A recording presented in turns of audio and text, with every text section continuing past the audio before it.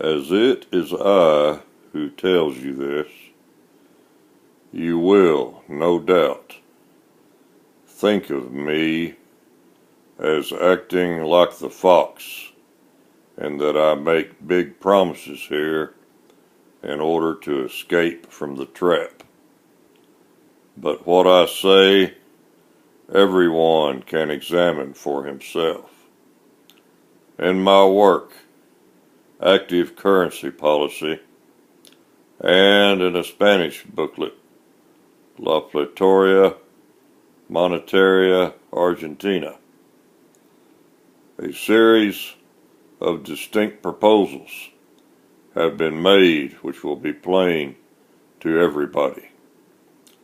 Although I know nothing of alchemy and cannot make gold, one thing I do know, and that is the alchemy of business, the art of influencing the formation of the price of gold.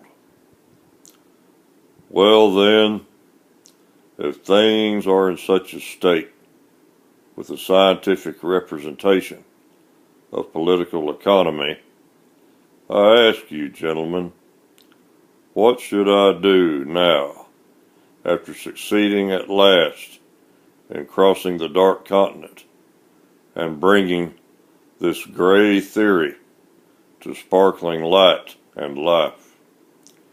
Do you not think that there is something in the nature of a moral duty, and that I had the duty resting on me to leave my idyllic study on the Zurich Lake and perform, in these extraordinary times, the work for which nobody else had prepared himself? Should I abstain from it for petty, judicious self-interest, or even from considerations of being shot?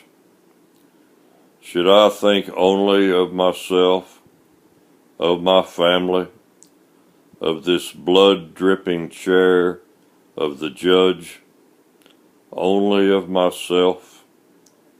Is this the duty of the brave citizen? This is certain. Cowards, egotistical rabble, do not appear before the court. They stay safely at home and increase their wealth. They are not even available for the civil guard. Thus, what was the situation? Should I only think of my safety after duty showed me the way to go?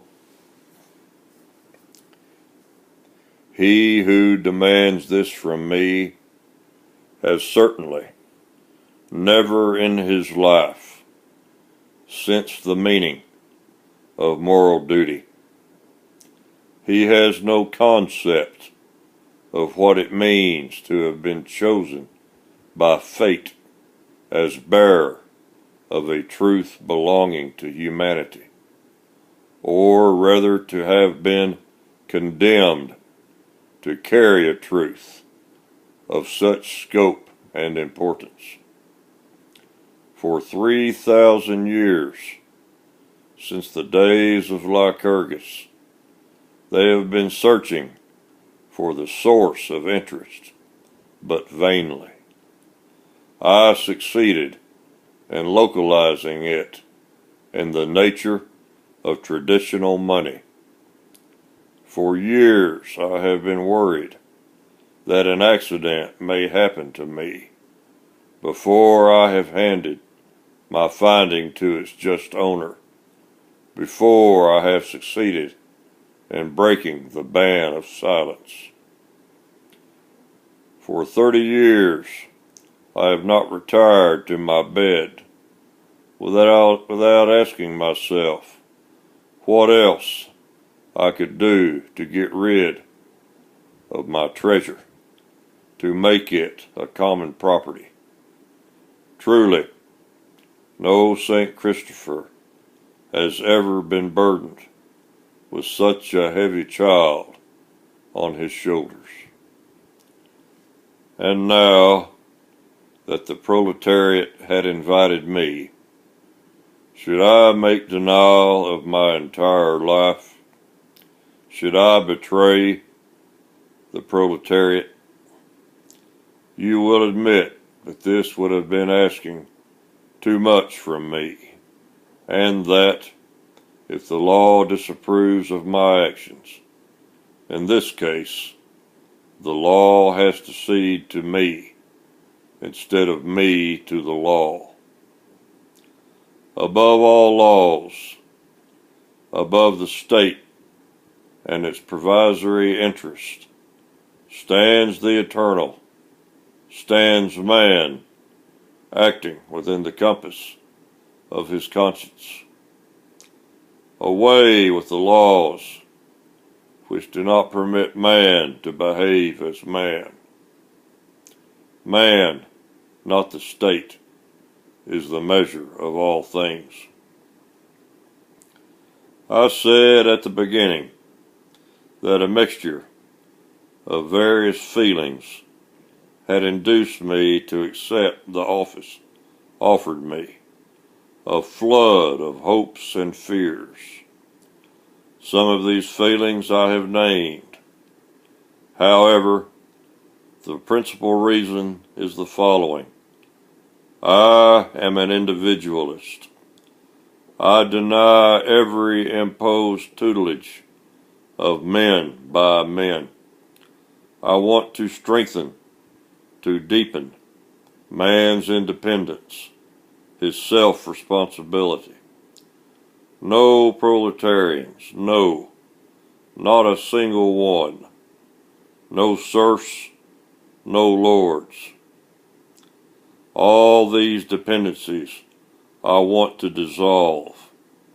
The wage relationship between the worker and the employer I want to transform into an ordinary commercial agreement whereby none of the two parties will have a preponderance, and for the protection of which no special laws are needed. This will be accomplished by safeguarding their economic foundations and by dissolving the workers' reserve army, the unemployed.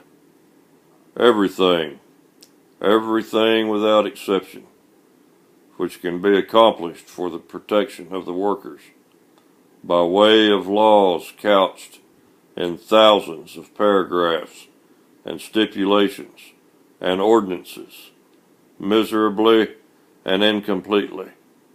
This and much more can be attained more effectively and completely by the dissolution of the workers' reserve army, the unemployed. The concept of the worker as a man needing special protection by means of laws disappears with freed money. The wage is then nothing but the price of a product of labor. The employer, subject to the law of competition, will then voluntarily do everything which today the laws compel him to do, because it will prove advantageous to him. He who neglects to do this will either find no workers or have to pay higher wages. Also, office holders in the service of the communities, state, and government will be reduced to an insignificant number.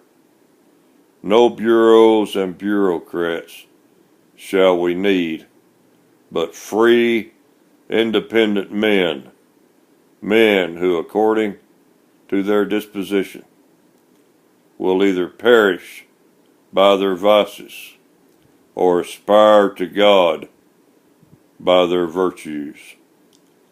I want to preserve the laws of natural selection which, as delivered by Moses, and their full miraculous effect, extirpate the disobedient in the face of God. Here, in these holiest institutions of nature, I do not tolerate any interference by the hand of man. Hands off.